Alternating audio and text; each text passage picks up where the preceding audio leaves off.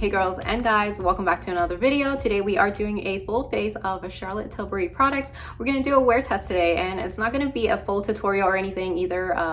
I'm not a makeup artist clearly, but I do want to share some thoughts, my review, and some color swatches as well. So this is currently what it looks like right now. I do have the Beautiful Skin Foundation on, which I'm sure you guys have seen all over the internet lately. So we'll see how it wears throughout the day. I will have some errands to run and we'll be wearing a mask as well, so we'll see if it transfers. And I also use some other products to finish up the look, which I'll either leave in the description box below or I might have filmed it during the application part of the video, so we'll see. So let's cut into that. Actually, before we do that, just a bit about my skin. I do have combination skin.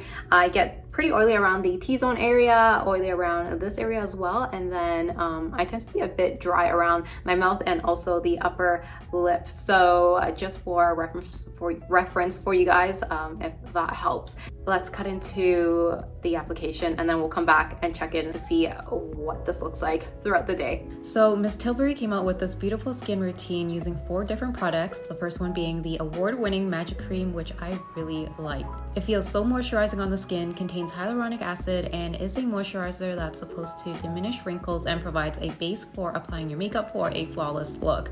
So I just applied this all over, which preps the skin for the Beautiful Skin Foundation that released last month. There's a lot of claims for this product and I won't go through them all, but essentially this is supposed to be a skincare plus makeup driven by science, which I love the idea of. I think that's where the beauty industry is heading, with a little more focus on the skincare aspect, or really being just intentional on the products being innovated in that space. I have some color swatches here comparing the Dior Face and Body in 2 Warm Olive with shade 5 Neutral and 3 Warm Olive with 6 Neutral.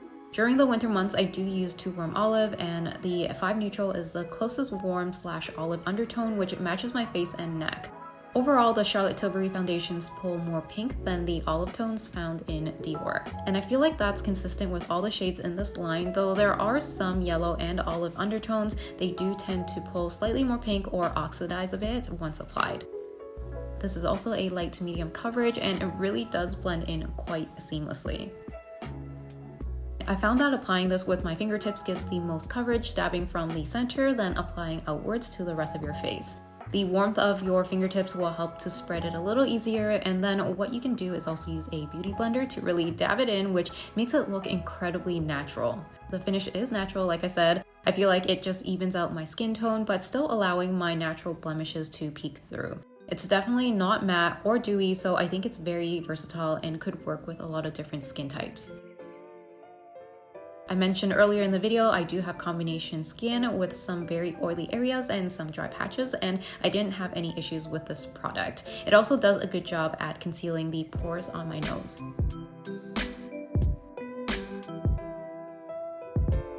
So I'm just doing a bit of contouring with my Benefit Hoola, which has been in my arsenal for years and likely needs no introduction.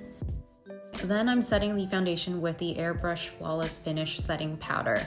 I have it in the shade Fair, but I do think both fair or medium would work for my skin tone because it is quite a sheer powder. I only use this to apply in areas where I tend to get oily, which reduces the shine and has this blurring effect. The next product is a really popular one and it might actually be my personal favorite in this video. It's the Beauty Highlighter Wand, and this was my first time trying this, and wow. This is in the color Spotlight, which is a rose gold with silver specks, and a little does go a long way. You do have to work pretty fast with this and blend it out with a beauty blender or with your fingertips, but once you do, it's such a beautiful finish. You can technically apply this before your powder, but you would lose a bit of that glowiness, so that's why I did this step after, but either way works. I also applied blush at some point, but wasn't captured in this video. I'm going to finish the face with the Airbrush Flawless Setting Spray and let it soak in to really make it last and prevent any melting, fading, or settling into fine lines. I started using this product a couple months ago and I do like it, and it has made my makeup last longer than it normally would. I haven't had a chance to try this out in humid or hot weather yet, so that will be the true test. I finished this with a rosy shade lipstick by Gucci and also finished up with some eye makeup. To keep it simple, all products will be linked below. So I'd say this is a clean and natural look, and we'll see how it lasts throughout the day.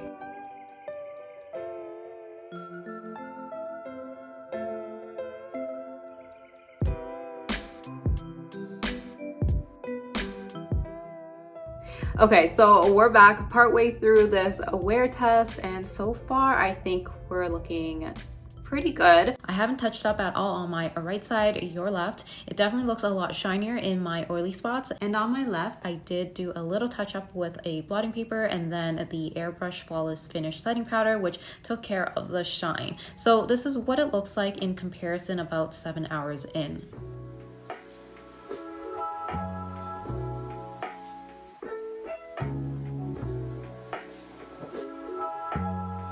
I was wearing a mask earlier for about 2 hours as well, and there was just a bit of transfer there, which was, you know, expected, nothing shocking there.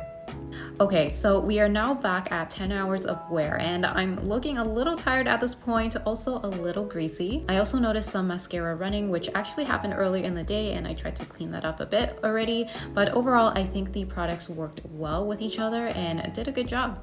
So here are my final thoughts after trying these products for the last few weeks. First, the Magic Cream. It's super hydrating without feeling heavy, works well with the rest of the other face products, really cute packaging, a little on the pricier side, so even though I think it's a really nice cream and luxurious, you don't necessarily need this one unless you are in the market for a new moisturizer, then I'd say check it out.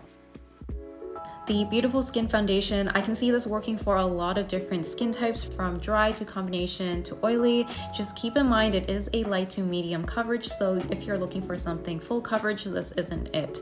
Overall wear, shade range, packaging, and price is within my expectations, so I'd say definitely worth trying. And if you do, let me know if you love it, hate it, and what your experience is. If you only pick up one thing from this video, make it the highlighter wand.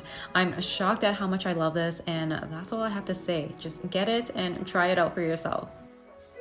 The Airbrush Flawless Finishing Setting Powder, I really enjoyed this. I do think it creates a blurring finish, but it's not as mattifying as the Laura Mercier or Too Faced Peach Perfect Setting Powder, but it does do a good job in reducing shine. I would suggest trying out the smaller compact first just to see if you like it before committing to the full size, and also I think the smaller size is perfect for throwing into your travel makeup bag. Finally, the setting spray. So I've actually tested this out for a few months now, and it does make the face stay on a lot longer than it normally would, so it does live up to the claims. If you need your makeup to be long wearing, then I highly recommend this. That's all I have for this video, and I'll see you in the next one. Also, don't forget to like and subscribe.